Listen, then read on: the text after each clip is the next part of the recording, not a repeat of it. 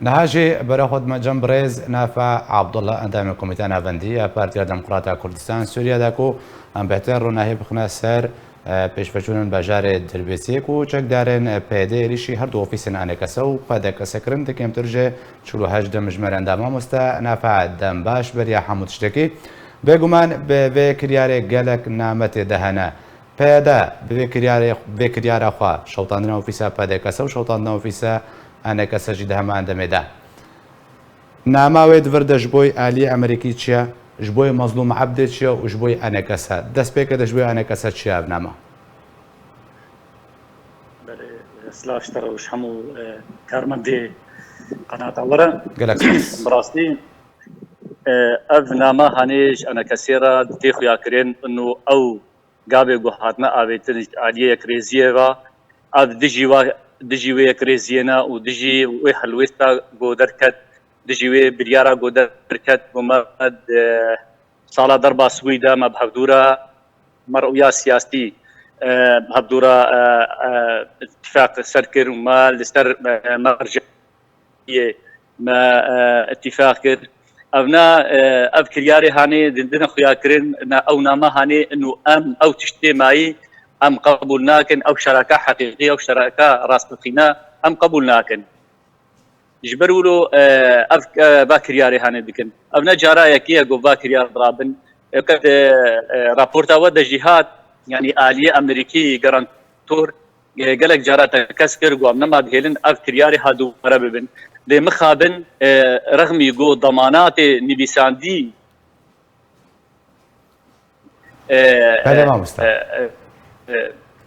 مبعوثî Amerîkî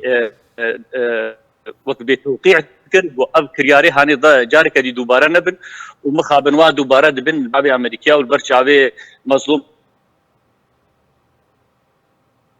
abdê û nikarin ya awastênin evê ev nama harî got ev nama heke ji mena niştimanî Kurdî re û heftin dûr birêve dibir dibêjin me em dijî wê heftinê ne em mitefîq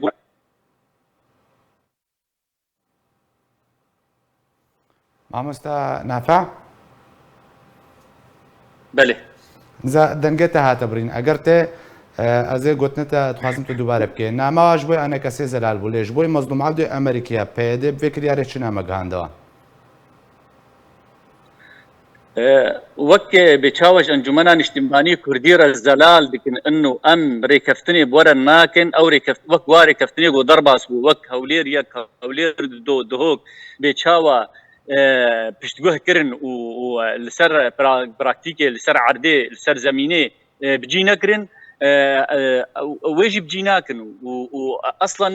ناهێلن ئەو اتفاقی چێ ببێ وەڤ ریسالەیەش مەزلوم ڕەژی وش ئەمریکیا ڕەژی ئەنو طرفك هەیە پەیەدێدا گرێدایە بەرژەوەندی و دژی بەرژەوەندیە گەلێ کورد ینی بە ئەجندەنی خارجی بە گرێداینە ئەو ئەجندەی خارجی ناهێن ئەو ڕێکەفتن هەرێ سەری ریسالەیەش ئەمریکیا ڕێژیش مەزلوم ڕێژی ئەنو چی قاسی هون هەول بدن و ئەو ڕێکەفتن هەرێ سەری ئێمە ئەم قبول ناکەن کەسن هەنە ئەم واتحرکێنن مەکتەبا بشەوتێنن هەڤالێ ئەنجومەنا نیشتیمانی کوردی و خاصەتەن ئەندامی پارتی دیموکراتی کوردستان سووریا دگرن و زیندانە دەنە ئەڤ نامە ژوارەیەژی ئەنو ئەو ڕێکەفتن ئەم ناهێن هەرێ سەری و چقاون هەولا بدن ئەم ناهێن هەرێ سەری باشە مامۆستا نەفات وردە ئەم بێژن ئەv بنپێکردن هاو بەردامبوونە وان حتا چڕادەیەکێ ئاستەنگیان لە پێشیا دووبارە دەستپێکردنا دانوستاندن کوردی دروست دکنج بەر و دەوید براونشتاین لە ڕۆژاوای کوردستانیا و بەحث تێکردنان گۆگوتن هەیە دانوستاندن کوردی و دەمەکە نێزیکدا دەست پێ بکەن لە گۆریک و یەک ژە ئەندامێن سەرۆکەتیانە کەسێف چەندەها ڕاگەاندیە ئەمکارن بێژن بێ دڤردە پەیەدێ ئەنگۆنامەین پەکەکێ نەدریا پەیەدێ بە بۆ ئەمریکا و بریارد دەستێواندەیە نە دەستێک کەسی دێ ئەگەر بخوازنێ بەردەوام کن ئەگەر نەخوازن بەردەوام نابن شخوایە ڕاست ئەوە یعنی مگوت ئەجندەی خارجی بە گرێداینە چ پەکەکە بێ چ ئیران بێ چ هێزێن دیگ و تعلیماتی خۆشوا دەستێنن ئەv کریارێ گوتێنەکردن هەلبەت کەسن لە دووبن ینی نە هەما ولۆ ژبەر خۆ دەتێن ژبەر براونشتاين دماني زيك دا وقتها لقاء افتراضي بهيئة آسيا أنجمنان اجتماعي كرد ركت بوني دنيزيك دم دا مساعد وزير الخارجية أمريكي تي و لقاء بورا بكي وجاردي أوري كفتن حوارات قصدام حوارات ومفاوضات ودست بكن لهين حبرا ويعني او اخافتن هين وقت ب ضرب باس نبوبون يعني هي حبرا وازوانا ببو بدي جارك هجومي اوفيسامي عمودتين اوفيسامي عمود شوطان فامد بيجن يعني شقاسي امريكي ضغطاوا في شارواني لسرفا كسهي ولا نا يعني ما امد بيجن يعني امد بينن انه فشار كيما يعني نفك مطلوبه هكا راستا وك السوزي قدانا ما او وثيقه اول جو مظلوم عبدي وبارتي بيانكي او سوزدان قلنا ما مو في صاد شوطن نمام هبالي بارتي ادغرين نمام انجمن اجتماعي كردي زحمت ياش كاري سياسي لكن افتشتهاني تبي سوزدان ووثيقه ودرخستن وعهدان لإيرو امد بين خدي درنا كتن حتى لو وثيقه حتى لو عودي خدي درنا كتن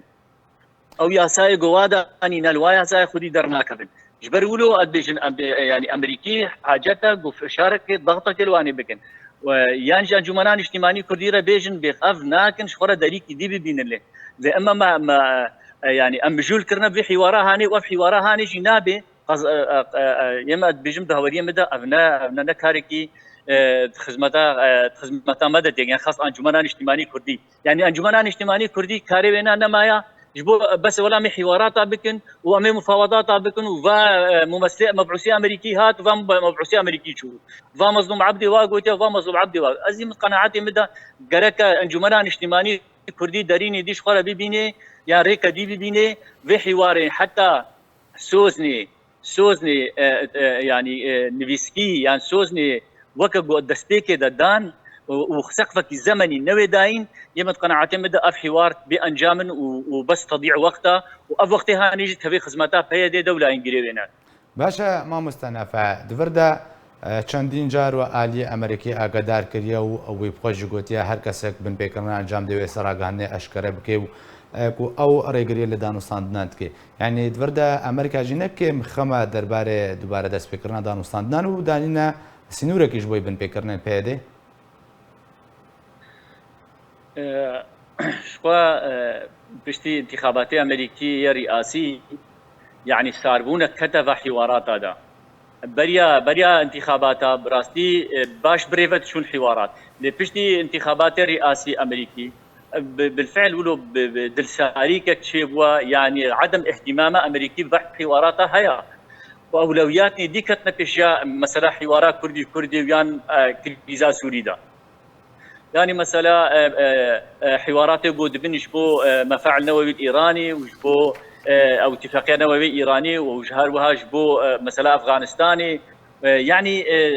بجن اولويات دي كانت بشيء كريزا سوري وحوار الكردي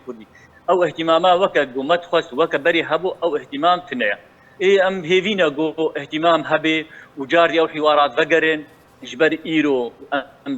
مرحله كده ضرب غاصب بن هاجر جو كرد نيا كريز بن وبن بيتشاوى عفريتشو بيتشاوى جريس بيتشو بيتشاوى سريتانيتشو خطر ومطرسي سر وانا شيء ما هي باشا ما مستنف عزيز بمسر هيك جتومتنا در خليل دما كود بجي انا كسي صدمه راوستاندنا دانوستاندن كردي او جدريا تركيا باش تركيا دستوردان داد كي ابيك وهم دمد بجي انا كساج بركو اندام ائتلافيا وبخيانتها نقول بعملته تومات بارد كده هم دمد الهام احمد هردوه ائتلاف بخواندید که جبوی درست کرنا لا شکینو یه اپوزیسیونه داکو بکاربن براستی بن اپوزیسیون که راستقینه ول سوریه کار کن یعنی جوارا حرامه که هون ده ائتلاف دبن لدمکو او دا خواز دکن کو او لا شکینو درست کنو دا خواز ائتلاف کن ورده اف هفکش و لدوان سرکردن پیاده و مسده بچران گیتن خوندن هيك منا بس الهام احمد ومحمود رشي نفسها الويسيدايا قوديا ام مستعد اتفاقيه بحركه سيره بكن بما فيهم تركيا يعني بحركه سيره كارن بكن الا بكردارن كارن بكن جبر او دبينن وكتاب كردارة بكن شراكتك حقيقية أو تقاسم وقت حزب كردي أحزاب كردي الجوفاني بن يعني تابع بنجوانا ولا شريك بالقبول لكن يجبروا له تصريحاتي وأنا يقول ارتكبن انجمنان اجتماعي كردي بتخوين كين يعني ولا علاقاتي وترجع بقري قد بيجم اساس شيره البياء انجمنان اجتماعي كردي دو إجباء اتهاماتها وإجباء اتهامات أصلا قبولنا كفردك يجبر أنجمنان اجتماعي كردي وسرقة قبول كربانا دسبيك إذا قلق عروض أنجمنان اجتماعي كردي كردي رهاتن أنجمنان اجتماعي كردي ما سر خطا نتوي سر خطا وطني قبول نكر ودست قدريش كيش أي كسرة دربي إيطالي كردي در نكرتي حتى أنها دربي إيطالي وطني جبر دسبيك إذا عالم تفزاني شام باكره انجمنان اجتماعي كردي جو ام بهلوستا قلي سوري رنا دجي هلوستا قلي كردي سوري درنا كبن كاد دوا جهان تفزاني جو انجمنان اجتماعي كردي علاقات شي قربانه بيوندي شي قربانه ويلو قالك شفات دست كفتي دست بيدي دنا دست انجمنان اجتماعي كردي دبانا انجمنان كردي سرخ قبول نكر الا جو دو اوبوزيسيونيل رغمي جو ايرو وضعينا الو زياره ديج درباستي لي او يعني دسبي كده اوبوزيسيون صدوا سه دولتي جهاني اعتراف بكرن هكا انجمنان اجتماعي كردي شاش شوا نزم يعني نزم بانجمنان اجتماعي كردي صدوا سه دولتي اعترافي اوبوزيسيون يكربوا فانجمنان اجتماعي كردي صح شغليا ابي يقولوا تهمتها ما بدكن اوات تهماش بو خاطري سرخوزه لالكن ما او نادجن اف هزاها شكو انين اف قوت شكو انين كي اف مناطق رادستي واكرن او شخونا سؤال لكن ما انا هرتشتي قشارتي بيجن هرتشتي بزلالي بيجن ام حفاظا سر هلويستا كردي وسر يكريزيا مالا كردي ام ناخذن تكفنا مهاترات هذا والا ملتي كرد تفزاني بيدا وهفالي بيدا باف قوتها هنشكو انين واف سلاحي هاشكو انين و اف هزا هاشكو خلق زاني يعني ندع يقو ام تشتابنا يعني باشا ما مستناف عداوين برسيال نها تقوت كو بيدا نامين زراج انا كسيره دشينه او ناخوازن دانوستاندن دوباره دست بکن او لهفکرن لهفته گشتنن کو بری چه بونه یا سیاسی بتایبتی جه پوشمانه بردامیه پیده به سیاست بن پیکرنان و وان همین زران جانه کسرت شین نه حلوستا انا کسی یعنی حتی کن جانه کسی سر به حلوستا خوبه وجبر چه حلوستا کراستقینه جکریارن پیده ورنه یعنی حلوستا کراستقینه بدو خیا کرن تشتكيش برايا قشتي را بجهنا راستيان بدي خويا كرن يعني جو ببي انا كسبج ايدي انبا دانوستاندن بردوام ناكن والله بلكي جارك ديجي مقوت لقاء كده بقناة ورا مقوت ام امريكي يعني هك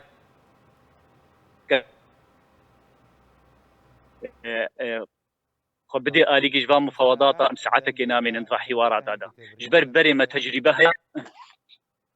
والله تغطية ضعيفة وانترنت بلكي ضعيفة بلي بلي بردوان با يعني بريا نقول هجار نج أمريكية وموقفي أمريكي بانا وقدانا فيش جو أم راعي نجبان مفاوضات را وجرح حوارات را وأم جارانتورن جو أم ضمان الدنوا والله ما ساعات بوار ما يمكن جبر تجربة ما بوار هاي هولير ياك هولير دو هوك بن بيكرن جبر ولو ثقتها ما بوان ناي أم شكرت بيجن ثقتها ما بقيادة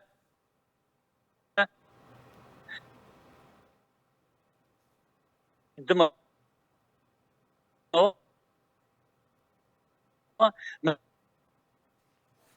نزادم جي ما مستنفعت برين ما مستا نافع قالك سباس كنت القلم بوي ما مستا نافع عبد الله عندما كوميتانا بندية بارتيا ديمقراطية كردستان سوريا كنت منابوي قالك سباس